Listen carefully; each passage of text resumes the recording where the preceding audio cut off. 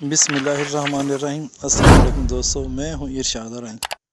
آپ دیکھ رہے ہیں میرا یوٹیوب چینل کسان بلاگ۔ لائک اور سبسکرائب شیئر کریں، ساتھ ہی آپ مجھے فیس بک پیج پر لائک اور فالو کریں۔ آج ہم بات کریں گے گندم گوب کی حالت میں اس پر تیلے کا شدید اٹیک۔ اب کیا کیا جائے، اس کا مؤثر علاج کیا ہے؟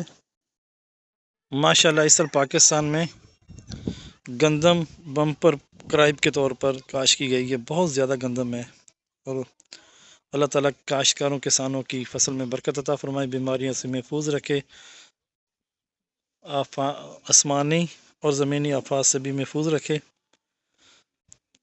کسانوں کی مشکلات حل فرمائے۔ تو ہاں بات کر رہے تھے تیلے کا شدید اٹیک ہے، تو اس کے لیے کیا کیا جائے؟ مختلف کمپنی کے مختلف پیسٹی سائز اس کے لیے بہتر ہے، جو آپ کو اچھی لگے۔ تو اس میں سب سے زیادہ جو اہمیت دی گئی ہے وہ ہے تھایو میتھیو گزام۔ 50 گرام کے حساب سے پر ایکڑ پر آپ کاشت اس کا اسپرے کریں۔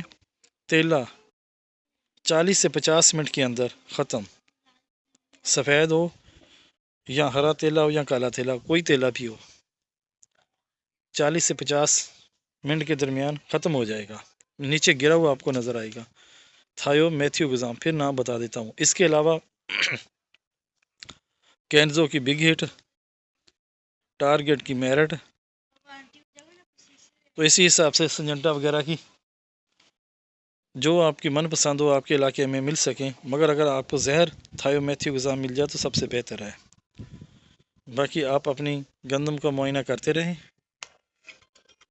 تیلے کی وجہ سے ایوریج میں فرق آ سکتا ہے، دانے سوکھ سکتے ہیں، ان کا رس چوس لے گا وہ، اور کاشتکار کی ساری محنت ضائع ہو جائے گی۔